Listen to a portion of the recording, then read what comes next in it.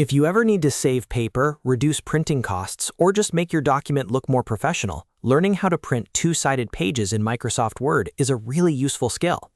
In this video, I'll show you the quickest way to turn on double-sided printing, what to look for in the print menu, and a couple of things to check if the option doesn't appear right away.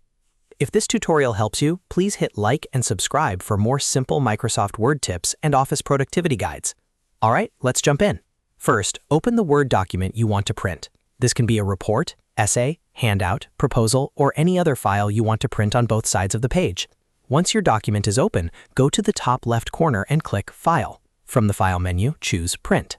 This takes you to the Print Preview screen, where you can choose your printer and adjust the print settings before sending the job. Now look at the printer section and make sure the correct printer is selected. This is important because not every printer supports duplex or two-sided printing. If you choose the wrong printer, you may not see the option you need. After selecting your printer, go to the Settings area below. In the Settings dropdown, look for Print on both sides.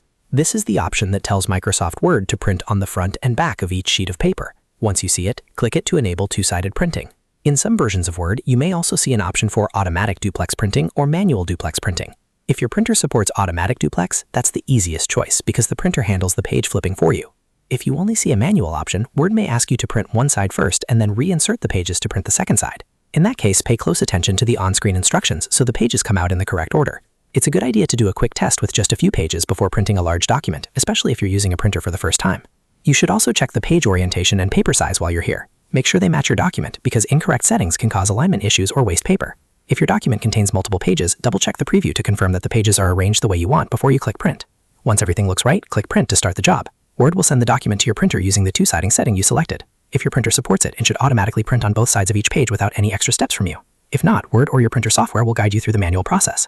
And that's it. You've now learned how to print two-sided pages in Microsoft Word.